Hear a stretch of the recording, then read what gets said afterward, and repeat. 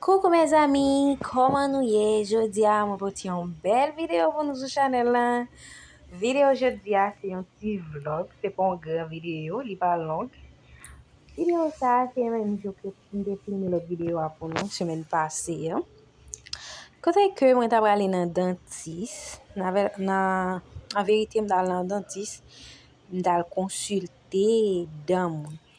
Ok, mwen tal wè paske mte yon ti bagay nan wan nan dam. Mte vle al montre pou mwen ki sa liye. Donk, dokte a di se pa anyen. Sauf ke si mle netwaye bouche mwen map netwaye selman, men mwen pa bezwen enkyete pou sa mwen. Donk se la mwen te nan l'opital la, nan klinik la, mwen te chita la, mwen tap tan pou relem.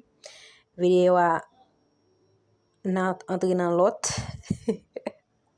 La, se nan la riyon miye la, mwen get ap soti nan l'opital la.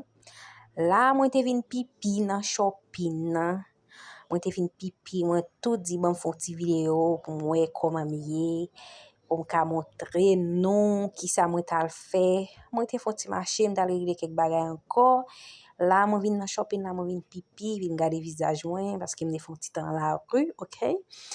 Donk, se sa la ma feti interesant, ma filme. Ma gade pou mwen, la ma soti nan shopping nan.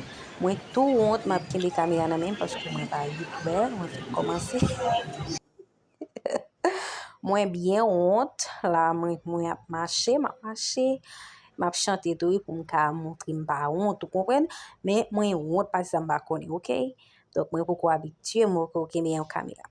La mwen devan yon plas, ok?